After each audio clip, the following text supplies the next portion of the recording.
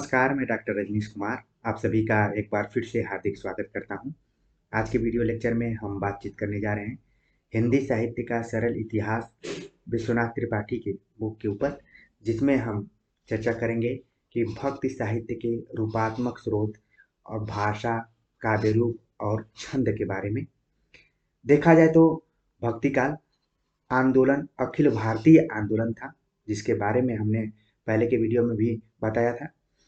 और ये जब अखिल भारतीय था तब इसका परिणाम यह हुआ कि लगभग पूरे देश में मध्य देश की काव्य भाषा हिंदी ब्रज भाषा का प्रचार प्रसार हुआ। इसके बाद नामदेव यदि अपनी भाषा अर्थात मराठी में लिख रहे थे, तो वहीं नानक देव की जो भाषा थी वो पंजाबी थी, पंजाबी में रचना कर रहे थे, तो वे ब्रज भाषाएं में भी रचना करना शुरू कर दिए।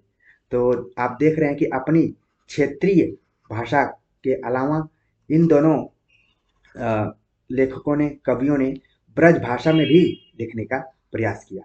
इसका कारण यही था कि उस समय में जो भक्ति आंदोलन था, जिसकी मुख्य भाषा थी ब्रज भाषा, उसका रूप अखिल भारतीय हो गया था। तो इसलिए सभी लोग उसमें काम करना शुरू कर दिए थे। अगर आगे बात करें तो 14वीं सदी में दिल्ली में केंद्रीय सत्ता स्थापित होने के बाद जब सड़कें आदि बड़े पैमाने पर बनी और व्यापार की बढ़ोतरी हुई, तो देश के विभिन्न क्षेत्रों के लोगों का मिलना जुलना भी ज़्यादा बढ़ गया और इसमें सैनिक, व्यापारी तथा साधु संत अधिक होते थे।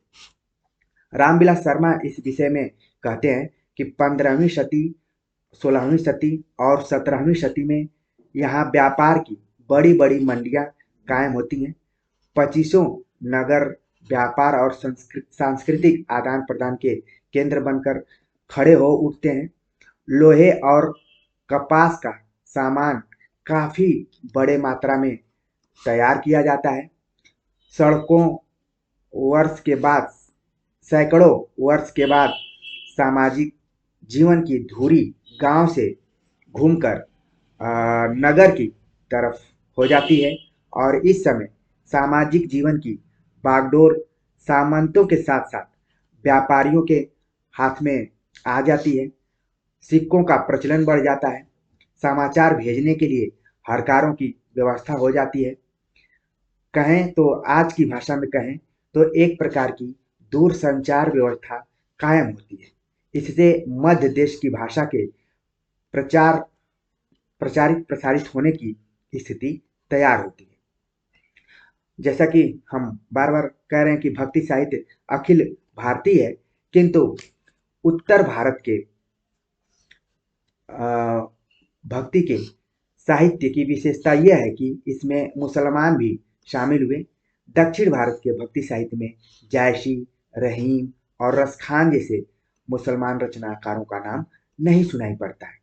संभवतः भक्त कवियों की इतनी अधिक संख्या केवल हिंदी में ही है। भक्तिकालीन हिंदी काव्य की प्रमुख भाषा ब्रज भाषा रही है। इसके अनेक कारण हैं, जिसमें कि हम बात करें तो परंपरा से पछाही बोली यानी कि पश्चिमी बोली सौरसेनी मध्य देश की काव्य भाषा रही है। ब्रज भाषा आधुनिक आर्य भाषा काल में उसी सौरसेनी का रूप थी। कई बार ऑब्जेक्टिव प्रश्नों के तौर पर यह पूछा जाता है कि पश्चिमी हिंदी की उत्पत्ति किस अपभ्रंश से हुई है या फिर ब्रज भाषा की उत्पत्ति किस अपभ्रंश से हुई है, तो आपका जो जवाब होगा वो है सौरसेनी अपभ्रंश। ब्रज भाषा में रचना करने वाले रचनाकारों के बारे में बात करें तो इसमें सूरदास जैसे महान लोकप्रिय कवि ने रचना की और कृष्ण भक्ति के केंद्र में ब्रज की बोली थी, जिससे यह कृष्ण भक्ति की भाषा बन गई। भक्ति काव्य की ब्रज भाषा प्रवाह के कारण ब्रज भूमि के बाहर भी काव्य भाषा के रूप में स्वीकृत हुई। इसीलिए बाद में कहा गया कि ब्रज भाषा हेतु ब्रजवासहीन अनुमानव। ये कई बार एग्जाम में कोटेशन पूछा गया है कि ये किसकी पंक्ति है और किस भाषा के बारे में ये संकेत कर रही है। आपको एक प्रश्न बार बार पूछा जाता है कि ब्रजबुली किस भाषा का पुराना नाम है जो कि बांग्ला से संबंधित है। तो इसका मतलब है कि केवल उत्तर प्रदेश तक ही ब्रजभाषा सीमित नहीं रही, ये बांग्ला तक भी इसका प्रचार प्रसार बढ़ गया था। आगे देखते हैं कि पूर्व मध्यकालीन साहित्य में ब्रजभाषा एक प्रकार से भक्ति काव्य का पर्याय बन गई। यहाँ तक कि सुदूर दक्षिण और पूर्व के रचनाकारों ने भी ब्रजभाषा में रचना की है। जैसा कि मैं अभी बता रहा था, बंगाल, असम में ब्रजभाषा प्रभावित बंगला असमिया को ब्रजबुली कहा गया है। ये आपको परीक्षा के दृष्टिकोण से काफी इंपॉर्टेंट पॉइंट है आपके लिए कि ब्रजबुली का जो मतलब है, जिसमें कि बंगला और असमिया दोनों को मिलाकर कहा जाता है। कई बार केवल बंगला ही ऑप्शन में रहता है, असमिया नहीं रहता है, लेकिन आप संपूर्ण जानकारी को ध्यान में रखते हुए याद कर लीजिए कि ब्रजबुली का मतलब है कि ऐसा क्षेत्र जो कि बंगाल और असम का है और वह ब्रज भाषा से प्रभावित रहा है। ब्रज भाषा के अलावा जो दूसरी महत्वपूर्ण भाषा रही है उसका नाम है अवधी। और अवधी भाषा यद्यपि ब्रज भाषा जितनी व्यापक नहीं रही, ब्रज भाषा का क्षेत्र आपने देखा कि बंगाल और असम तक फैला हुआ था, लेकिन जो अवधि है इसका क्षेत्र उतना नहीं रहा है। अवधि में काव्य रचना प्रधानतः रामपरक और अवध के क्षेत्र के ही कवियों द्वारा हुई है। तो इसका जो क्षेत्र है ब्रज भाषा की अपेक्षा थोड़ा सा कम रहा है और अवधी भाषा का प्रयोग ज्यादातर हिंदी के सूफी कवि अवध क्षेत्र के थे, उन्होंने किया। फिर भी यदि उन्होंने अवधि में प्रबंध काव्य लिखे तो उसकी कोई परंपरा अवश्य रही होगी, अचानक उन्होंने लिखना शुरू नहीं किया होगा। तो प्राकृत पैंगलम के अनेक छंदों की भाषा अवधि कहीं कहीं व्यवस्थित रूप में दिखलाई पड़ती है। प्राकृत पैंगलम जो कि आदिकाल की प्रमुख रचना है, लक्ष्मीधर द्वारा इसका संपादन किया गया है, तो वहां पर पाया गया कि अनेक छंदों की रचना अवधि भाषा में हुई है। अचानक सूफी कवियों ने इसका प्रयोग नहीं करना शुरू किया था, उसकी कोई न कोई परंपरा रही थी। तो इसके बाद प्राकृत पेंगलम के बाद राहुल साकृत्यायन ने जब नाथोसी दो पर काम करना शुरू किया तो उन्होंने देखा कि पौंचरियू की भाषा में कुंजी के शब्दों को अवधि कहा गया है। ये इंपॉर्टेंट फैक्ट है आप सभी के लिए। संभवतः अवध क्षेत्र व्यापारिक या सैनिक दृष्टि से 14वीं और 15वीं शती में महत्वपूर्ण रहा हो। धार्मिक दृष्टि से राम की जन्मभूमि अयोध्या के कारण तो वह क्षेत्र महत्वपूर्ण था। तो ये अवध के क्षेत्र के बारे में हम बातचीत कर रहे हैं और वहाँ पे जो विकसित भाषा है अवधि, उसके बारे में। अगर बात करें खड़ी बोली की, तो खड़ी बोली में उस समय रचना अवश्य होती रही होगी, जैसा कि आमिर खुसरो की कविताओं से ये प्रकट होता है, किंतु उसकी कोई परंपरा नहीं मिलती है जैसे कि अवधि की मिलती है। भक्ति काल में किसी महान कवि ने शुद्ध खड़ी बोली में कोई रचना नहीं की है। लोगों ने प्रयास किया है लेकिन शुद्ध तरीके से उन्होंने नहीं किया है। उसका मिश्रित रूप सदुक्कड़ी अवश्य मिलता है, जो वस्तुतः पंजाबी, राजस्थानी, खड़ी बोली, ब्रज और कहीं कहीं अवधि का भी मेल दिखाई पड़ता है। इसीलिए जो कबीर हैं उनकी भाषा को सदुक्कड़ी कहा जाता है। जब आप कबीर की कविताओं को पढ़ेंगे तो उसमें आपको इन भाषाओं का पुट दिखाई पड़ेगा, पंजाबी, राजस्थानी, खड़ी बोली, ब्रज भाषा और कहीं कहीं अवधि का भी रूप दिखाई पड़ता है। कई बार तो इंटरव्यू इत्यादि में पूछ दिया जाता है कि कबीर की भाषा के बारे में आप बताइए, तो सीधे सीधे जो अभ्यर्थी हैं, कैंडिडेट है, वो बता देते हैं कि उनकी भाषा सदुक्कड़ी थी। तो अब सदुक्कड़ी से क्या तात्पर्य है, तो आप देख लीजिए कि कबीर एक जगह स्थिर रहने वाले व्यक्ति नहीं थे, तमाम जगह वो घुमा करते थे और वहाँ की भाषा को ऑब्जर्व करके अपने कविता में उसका प्रयोग करते थे। जैसा कि आप जानते हैं कि उन्होंने पढ़ाई लिखाई नहीं की थी, बाद में धर्मदास ने बीजक नाम से उसका संकलन किया। भक्ति साहित्य अनेक विधाओं और छंदों में लिखा गया है। अगर बात करें गेय पद और दोहा चौपाई में निबद्ध कड़वकबद्धता उसके प्रधान रचना रूप है। गेय पदों को की जो परंपरा रही है वो हिंदी में सिद्धों से प्रारंभ होती है। ये इंपॉर्टेंट पॉइंट है आपकी परीक्षा के दृष्टिकोण से कि गेय पदों की अगर बात करें तो इसकी परंपरा की जो शुरुआत होती है वो सिद्धों की रचनाओं से दिखाई पड़ती है। नामदेव, नानक, कबीर, सूर, तुलसी, मीराबाई आदि ने गेय पदों में रचना की है। ठीक है, गेय पदों में काव्य और संगीत एक दूसरे से घुल मिल जाते हैं। हो सकता है कि आपसे पूछ लिया जाए कि गेय पद का क्या तात्पर्य है, उससे आप क्या समझते हैं। तो सामान्य सी बात है कि ऐसा काव्य जिसमें संगीत का भी पुट हो, संगीत का भी उसमें समावेश किया गया हो, इसलिए गेय। गेय मतलब ऐसा पद जिसको गाया जा सके। इसलिए आप देखते हैं कि कबीर के पदों को गाया जाता है, सूरदास के पदों को गाया जाता है, तुलसी के भी पदों को गाया जाता है और मीराबाई के भी पदों को लोग गाते हैं। यहाँ तक कि नानक के भी पदों को लोग गाते हैं। तो यही है गेय पद। संभवतः ये कवि राग रागनियों को ध्यान में रखकर इन गेय पदों की रचना करते थे। गेय पदों की प्रारंभिक पंक्ति आवर्ती या टेक होती है, अर्थात वह केंद्रीय कथ्य होती है। बीच की पंक्तियों में उस कथ्य की व्याख्या होती है और अंतिम पंक्ति में रचनाकार अपना नाम डालकर गेय पद समाप्त करता है। आपने सूरदास के पदों को देखा होगा, अंत में वो अपने नाम का उसमें प्रयोग कर देते हैं। वहीं मीराबाई के भी पदों को आपने देखा होगा, और मीराबाई तो इसलिए कहा जाता है कि आपको पता चल जाता है कि ये ट्रेडमार्क का है। ठीक है, एक तरीके से ये लोग मोहर लगा देते हैं कि ये सूर का पद है, ये मीरा का पद है। ठीक है, आपने बहुत सारे पदों को पढ़ा भी होगा। तो क्यों है? क्योंकि गेय पदों की जो प्रारंभिक पंक्ति आवर्ती या टेक होती है वो केंद्रीय कथ्य होती है, बीच की पंक्तियों में उस कथ्य की व्याख्या होती है और अंतिम पंक्ति में रचनाकार अपना नाम डालकर उसे समाप्त करता है। अगर बात करें दोहा चौपाइयों की परंपरा की, तो वो भी सरापा से दिखाई पड़ती है, वहां मिलती है। किंतु सरापा ने कोई प्रबंध काव्य नहीं लिखा है। सरापा की जो प्रमुख रचना रही है वो है दोहा कोश। लेकिन दोहा चौपाइयों की परंपरा वहां से मिलती है, लेकिन सरापा ने कोई प्रबंध काव्य नहीं लिखा है। दोहा चौपाइयों में प्रबंध काव्य लिखने के लिए अवधि की प्रकृति अधिक अनुकूल रही है। इसीलिए आप पद्मावत देखेंगे या फिर रामचरित मानस देखेंगे, सब में दोहा चौपाई का मिक्स प्रयोग किया गया है। इसीलिए इसको कई बार अर्धावली भी कहा जाता है। और सवाल कई बार पूछ लिया जाता है कि पद्मावत में 5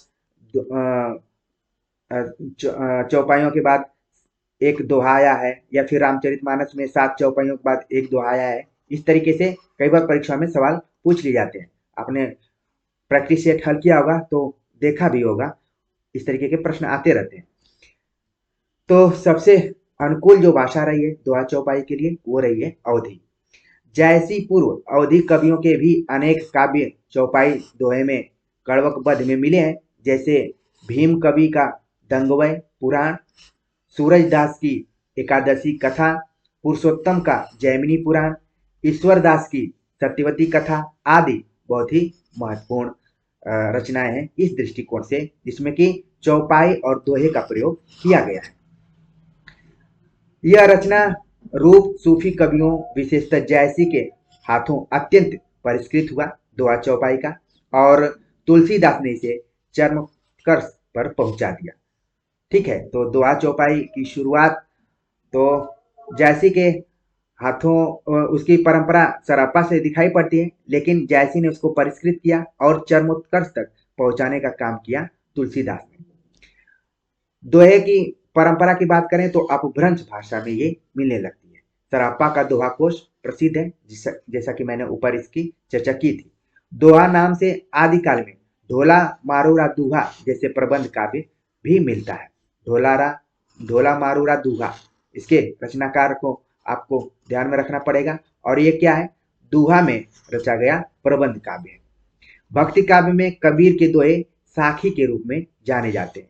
साखी का सामान्य अर्थ कई बार पूछ लिया जाता है, तो गवाह या भी साक्षी कहा जा सकता है। तुलसीदास ने राम कथा दोहावली में रची है। तो देख रहे हैं कि कैसे धीरे धीरे इसकी परंपरा आगे बढ़ती है।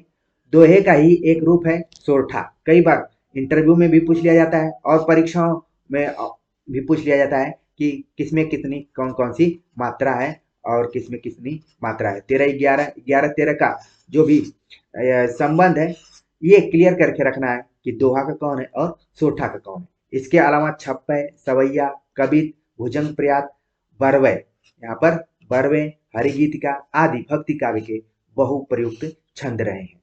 सवैया, कबित हिंदी के अपने छंद हैं। इसको कई बार कहा जाता है ये है हिंदी के स्वजातीय छंदों की बात कई बार कह दी जाती है, जो भक्ति काव्य में दिखलाई पड़ते हैं। इनकी स्पष्ट परंपरा पहले नहीं मिलती है।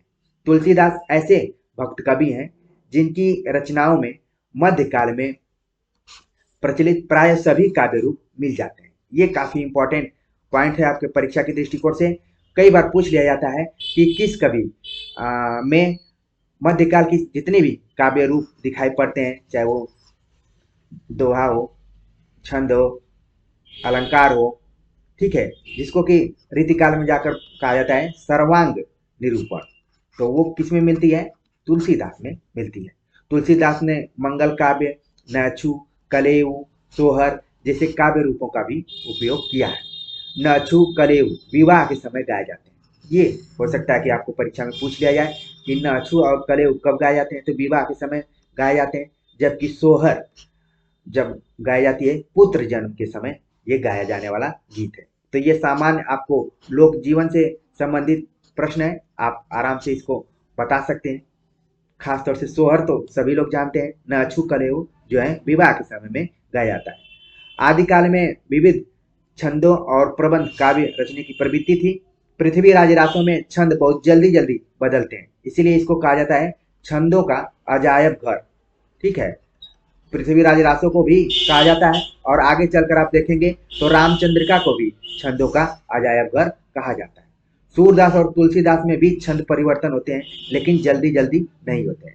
आप लेकिन वहीं देखेंगे पृथ्वीराज रासो और रामचंद्रिका, इन दोनों में जो छंद है वो जल्दी जल्दी परिवर्तित होते हैं। आगे बात करें तो भक्ति मूलतः एक धार्मिक साधना पद्धति है। ज्ञान योग, कर्म योग के समान एक योग है, किंतु ऐतिहासिक विकास के एक विशिष्ट दौर में वह एक लोकोन्मुख अखिल भारतीय धार्मिक आंदोलन बन गई।